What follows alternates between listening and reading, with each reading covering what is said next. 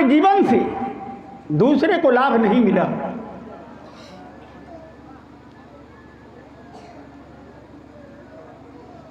आप परोपकारी नहीं बने, केवल अपने परिवार का जीवन भरण पोषण करते करते आप समय बिता दिए, तो उसे परोपकारी नहीं कहते हैं। वहां दया नहीं है। दया जब आती है,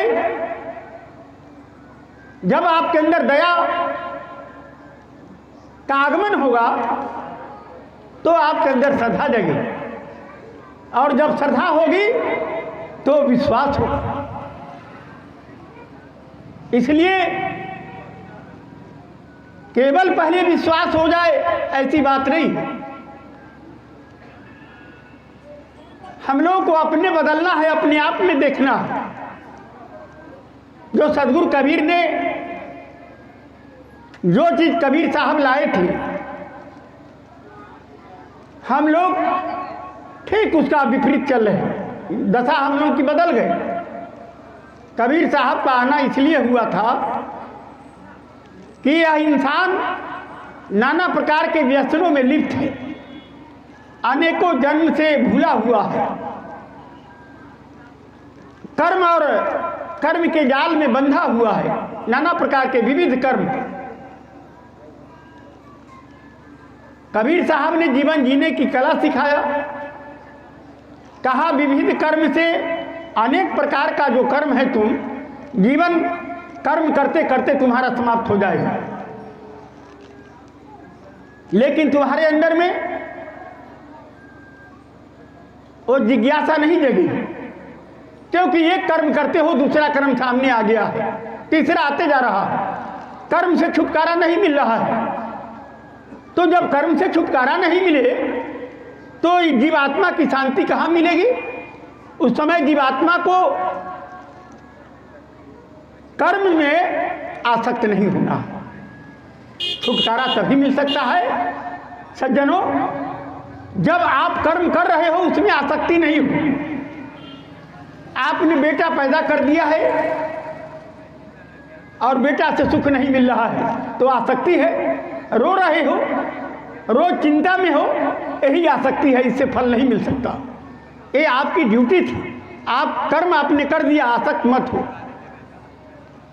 यही पति पत्नी का जीवन, भाई भाई का जीवन, माता पिता का जीवन, गांव समाज में अपने बड़े बुजुर्गों के साथ जो संबंध हो, ये साधारण शिक्षा का ज्ञान अगर हमारे इंसान के अंदर नहीं आता है, तो वो भक्ति और मुक्ति की बात क्या करता है? वो भक्ति मुक्ति कहाँ से जान सकता है? जो एक साधारण जीवन को जीना नहीं जानता, भाई भाई से प्रेम नहीं रखना चाहता, माता पिता की सेवा की बात दूर, रिश्ता क्या है? माता पिता की का जो रिश्ता है उसको समझना। अब ये स्कूल में पढ़ाई होती है, अरे ये तो विद्यालय माता पिता के विद्यालय में होना चाहिए। जरा गौर से कान खोल करके सुनना मेरी बात, फिर मिलेंगे कि नहीं मिलेंगे ये बड़ा मुश्किल हो जाएगा। माता पिता से जो रिश्ता जोड़ रहे हो, इस रिश्ता को बताने वाला कौन है? ये स्कूल कॉलेज में नहीं है। लड़का बहुत बड़ा विद्वान हो जाए इसका मतलब वो बहुत बड़ा ज्ञानी हो गया, ऐसा नहीं है, या वो सब चीज में पारंगत हो जाए। ये सबसे पहला विद्यालय माता पिता का है, और इस माता पिता के विद्यालय में हमारे बच्चे जब पलते हैं तो आप उनको कैसे विनम्र बनाएंगे जब आप खुद विनम्र नहीं होंगे?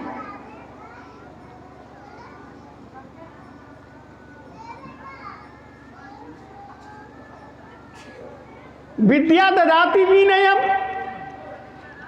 विद्या जब आपके अंदर में प्रवेश करती है तो आप विनम्र हो जाते हैं।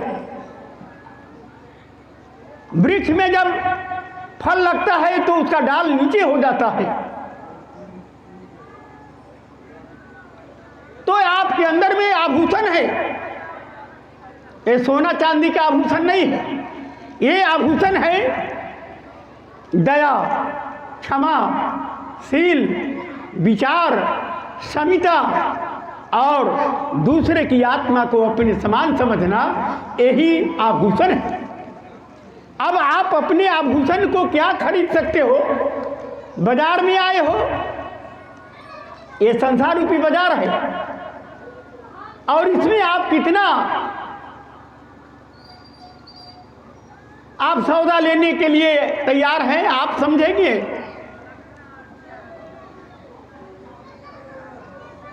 हमारे शरीर के अंदर में सारी वस्तुएं भरी हुई हैं। गुरु एक आईना है, गुरु एक दर्पण है, और गुरु दर्पण है तो साहब ने लिखा है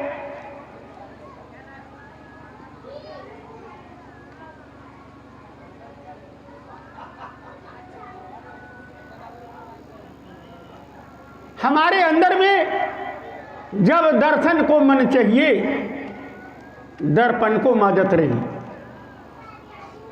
जब परमात्मा से मिलना चाहते हो, परमात्मा तुम्हारे अंदर है, उससे मिलना चाहते हो,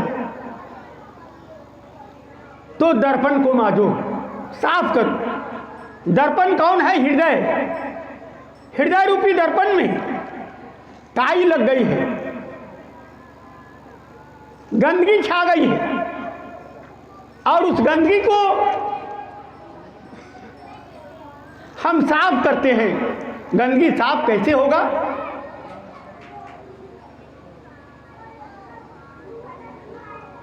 तो सत्संग की जल से। जब आपको चोट लगेगा, कहीं कथा हो रही है, रामायण का पाठ चल रहा है, श्रीमद् भागवत गीता पुराण सुन रहे हैं, एकाएक चोट लगाया आपको, मैंने माता पिता की सेवा नहीं कर पा रही, या माता पिता के साथ जो हमारा संबंध है, कितना हमारा मधुर बोल होना चाहिए। माता पिता का राम की मर्यादा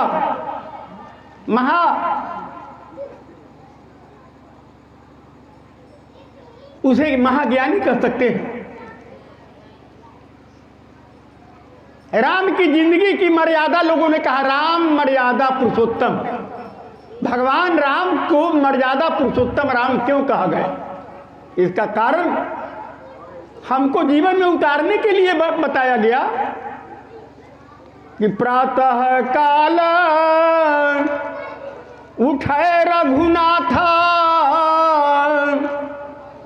मातु पिता गुरु ना वही माथा। प्रातः काल राम जब अपने महल में जब निवास करते हैं,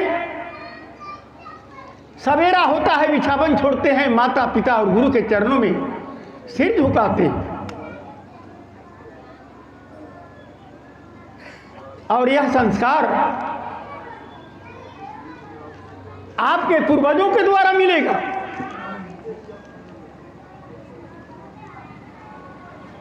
आपका पूर्वजों का संस्कार जब आप में समाहित होगा, तो वहां बताने वाला कोई नहीं है, ओ पूर्व जन्म का संस्कार आपको आ गया।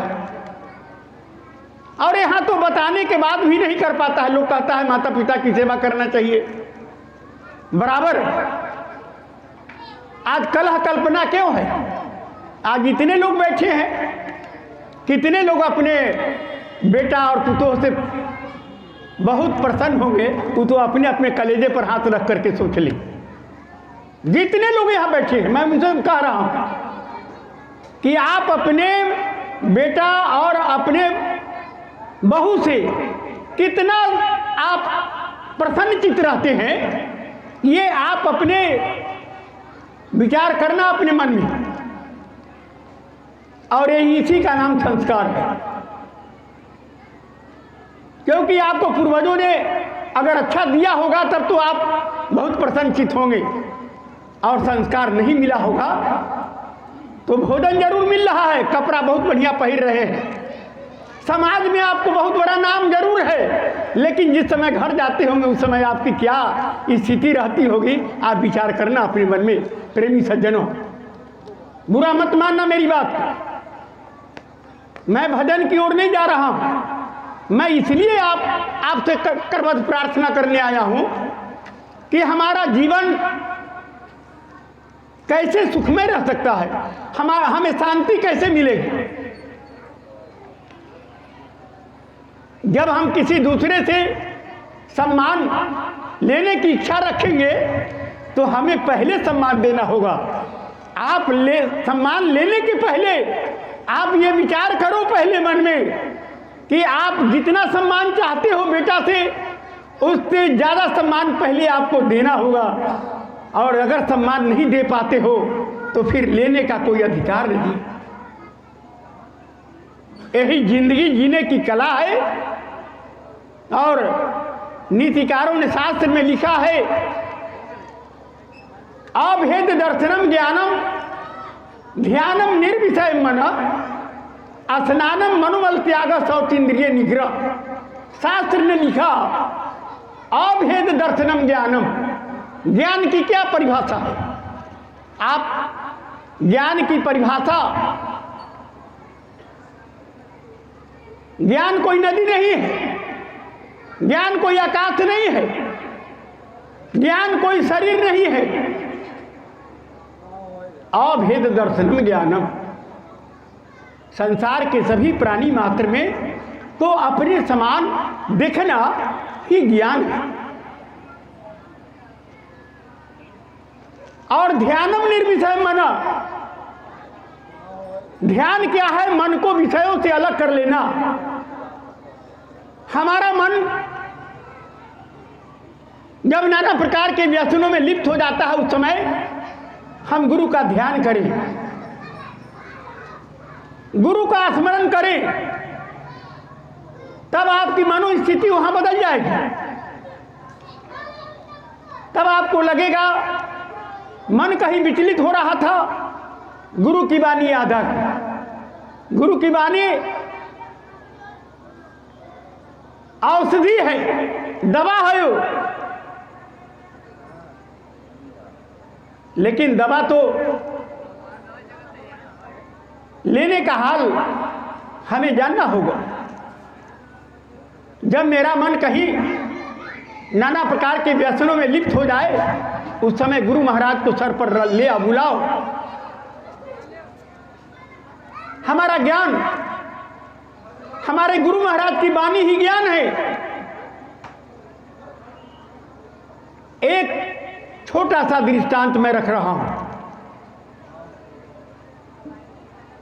वो दृष्टांत आप श्रवण करेंगे और आप अपने मन में सोचते रहेंगे, विचार करते रहेंगे। एक राजा के राजमहल में 9 दिन की कथा हो रही थी, और उसमें कथावाचक जो विद्वान पंडित जिनको शास्त्र का ज्ञान था, वो आए हुए थे। कथा का समय निर्धारित था, तो निर्धारित समय में लोग 2 घंटा 3 घंटा 4 घंटे की कथा चलती थी। आसपास के लोग राजभवन में जाते थे, कथा सुनते थे, चले आते थे प्रसाद लेकर। एक दिन की कहानी है कि एक बनिया भी रोज सत्संग में जाता था सुनने के लिए, कथा में। कथा सुने और प्रसाद लेने चला आवे। संयोग से एक दिन बनिया नहीं गया, उसका बेटा चला गया। तो उस समय श्रीमद् भागवत की कथा हो रही थी। जो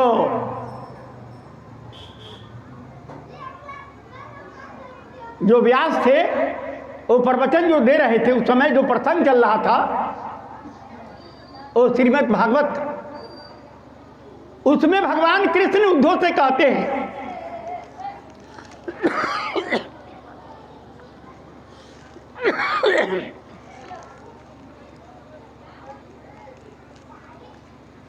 भगवान कृष्ण उद्धव से कहते हैं, हे उद्धव, सभी प्राणी मात्र में मेरा ही निवास है। अगर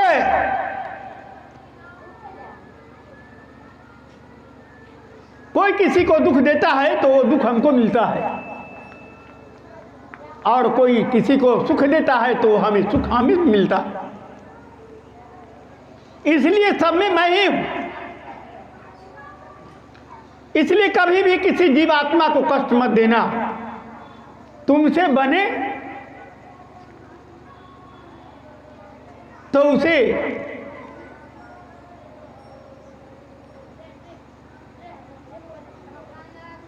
यथाशक्ति हो सेवा करना। जीवन का एक यही सार वस्तु है। सभी प्राणी में मैं ही हूं, मेरे सिवा कोई नहीं है। अगर तुम दूसरे प्राणी को कष्ट देते हो तो मुझे कष्ट होता है। यही प्रसंग चल रहा था उस समय। बढ़िया का लड़का एकाएक गया था और इतना वचन जब सुन लिया, कथा खत्म हो गई, चला आया वो। और जब आता है दुकान पर देखता है कि उसके दुकान में जो चावल, गेहूं, चना का बोरी रखा हुआ है, उसमें वो गाय आकर करके मुंह लगाए हुए खा रही है। अब लड़का मन में विचार करता है कि इसमें भी तो ही भगवान कृष्ण है, तो मैं अब इसको बस वो छोड़ दिया खाने के लिए।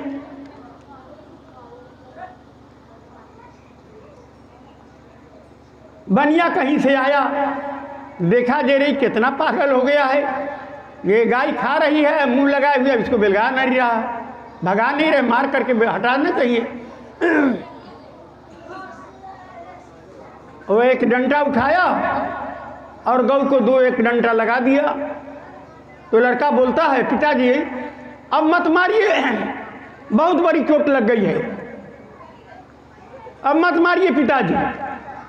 बनिया कहा, रे पागल है तू, एक तो ये सामान को बर्बाद कर रही है, बिलगाया भी नहीं, भगाया नहीं, और दोबारा में मारने पर, बिलगाने पर तुम्हें चोट लगता है। कहा, हाँ पिताजी, आपने जो 2 डंडा चलाया वो मेरे पीठ पर दाग लगा हुआ। बनिया घबराया और जब उसका पीठ खोल के देखता है तो 2 लाठी जो लगा था उसका दाग उसके लड़के के पीठ पर पड़ा हुआ। बनिया बड़ा चिंतित हो गया। कहा कि भगवान ने कहीं कुचक्र हमारे ऊपर तो खेल दिया।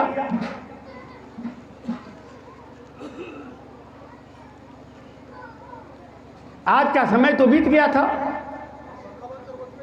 कल राजा के राज दरबार में कथा चल रही थी। कथा जब विसर्जन हुआ तो बनिया अपने लड़के को लेकर के जाता है वहां। कहा कि महाराज, आपने कौन सा जड़ी इसको आपने दे दिया है कि मेरा परिवार कल से बड़ी विचित्र समस्या मेरे परिवार में पैदा हो गई। सारा वृत्तांत बताया बनिया।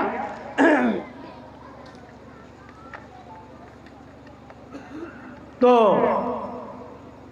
व्यास जी सोचे मन में, ये हम लोग तो कथा कीर्तन जीवन भर गाते बजाते रहे, कहते रहे, पैसा दान दक्षिणा मिलते रहा, लेकिन उस परमात्मा को हम लोग प्राप्त नहीं कर पाए।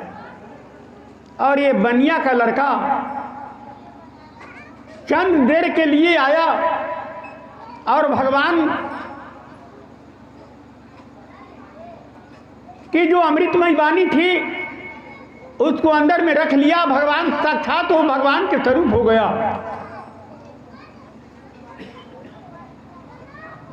जो महात्मा थे कथावाचक, उन्होंने कहा कि बनिया ये लड़का कोई साधारण लड़का नहीं है, तुम्हारा बेटा ये, अरे बच्चों घर में यहाँ बोल रहे हैं तुम लोग, क्यों पता नहीं चल रहा। ये बता रहे हैं